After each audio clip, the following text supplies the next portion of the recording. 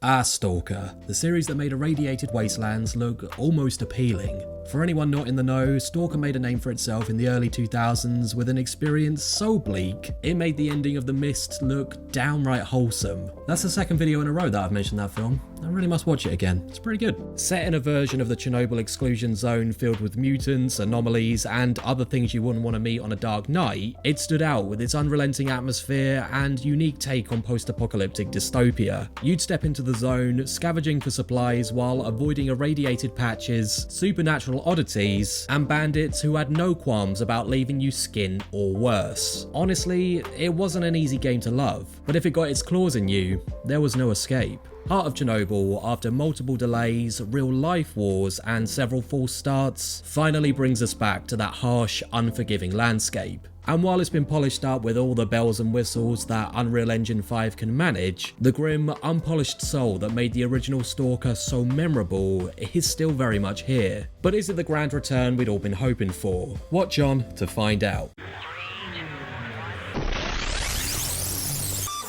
So, Heart of Chernobyl starts you off as a lone stalker named Skiff, and from the first moments, it's clear the zone's got no interest in easing you in. The developers have taken their dedication to recreating the exclusion zone to a whole new level, and it's both stunning and deeply unsettling. The landscape is vast, detailed, and of course, completely hostile. Trees are twisted, derelict buildings feel like they're just waiting to collapse on you, and every step you take feels like you're luring something nasty out of hiding. Thanks to Unreal Engine 5, everything looks grimly beautiful. The lighting's moody, the textures are realistic, and the dynamic weather and day and night cycle makes the place feel alive. A heavy downpour can change the whole vibe, and the day shifting to night can make you wish you stayed near the campfire. But this isn't just pretty graphics slapped onto a horror setting. Every detail serves to remind you that here, you're not welcome. It's immersive in that eerie, hair on the back of your neck way that the originals did so well. One thing's for sure, Heart of Chernobyl doesn't hold your hand. In fact, if you do find a hand in the zone, it's probably detached and has an extra finger on it. Seriously, this game is about as harsh as they come. You're scavenging for supplies, constantly keeping an eye on your Geiger counter, and desperately trying not to waste any of your precious ammunition. Think you've hoarded enough supplies? The game will quickly show you otherwise. One of Stalker's most unique mechanics is its use of anomalies. Strange energy pockets that are scattered about, all of which are ready to throw you a proper curveball. Some will knock you flat on your face, others will twist gravity, and there's usually a nasty surprise waiting for you if you get too close. But that's the thing, those same anomalies are your best bet at getting artifacts, which can be as valuable as they are dangerous to collect. You see, these artifacts aren't just collectible trinkets, they carry unique, often supernatural properties that can boost your abilities or even stave off radiation, as long as you're willing to pay the cost. Alongside buffing you against radiation and damage, others can heighten your endurance, and honestly, that can be a real lifesaver when things get tough. However, getting them is never easy and is always a bit of a gamble, and the whole system's as mad as it is addictive. If you're anything like me, you'll end up taking risks that you probably shouldn't, all for that one rare trinket that might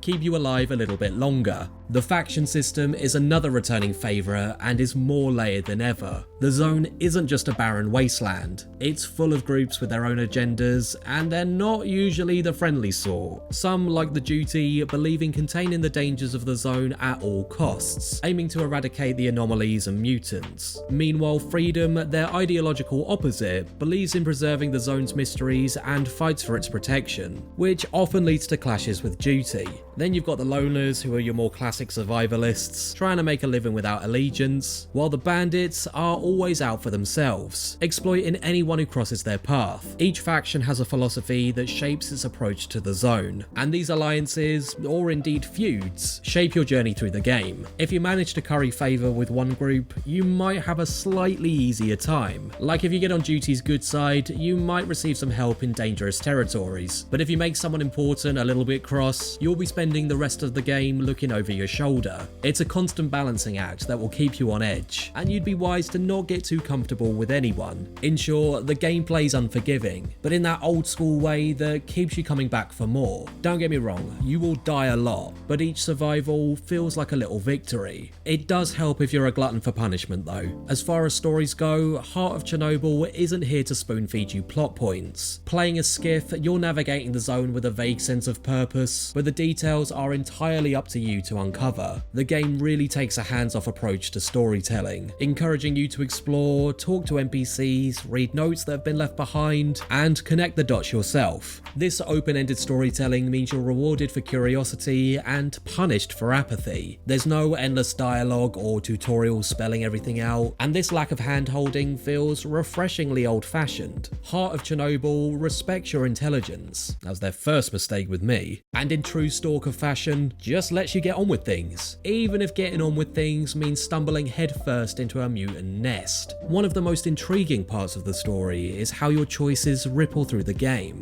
The factions, alliances, and subplots all feel like they're part of a much larger world. And even the little moments, like finding a stash of supplies, or piecing together the sad story of a long-dead stalker, build this haunting, believable world that just oozes atmosphere. Visually, Heart of Chernobyl really sets a high bar. The zone feels as haunting as ever, but now it's been given a serious upgrade. The attention to detail is super impressive. Peeling wallpaper, rusted metal, the faint glow of anomalies at night. It's all unsettlingly realistic. The lighting deserves special mention too, as it sets the mood perfectly. A sunset in the zone is gorgeous but ominous, and watching that sun go down while you're far from safety, ooh, chills. And then there's the dynamic weather, which I promise you is not just a gimmick. It really is a vital part of the experience. Storms can strike at any moment, reducing visibility and turning a quiet stretch of forest into a nightmare. This is one of those games where the visuals aren't just there to look nice. They're there to remind you that you're in a place where nature itself wants you dead. However, things aren't all rosy in the wasteland. Performance-wise, I did experience a few hiccups. Even on a decent system, you'll notice the occasional frame drop or stutter, especially when things get hectic. I didn't experience anything game-breaking, but it's the sort of thing that can pull back the immersion. But one area where Heart of Chernobyl really shines is in the sound design. Trust me, this is a game you want to play with a good set of headphones, because every sound is engineered to keep you stressed in the best possible way. From the distant growls of mutants to the subtle ticking of your Geiger counter, the audio does a fantastic job of immersing you in the zone's unique horrors. The game's music is pretty sparse, but that makes sense in a setting where silence is just as ominous as any soundtrack. When the music does kick in, it's subtle, usually just enough to let you know that something very bad is about to happen. It's a masterclass in how less can be more, and it really does wonders for the game's atmosphere.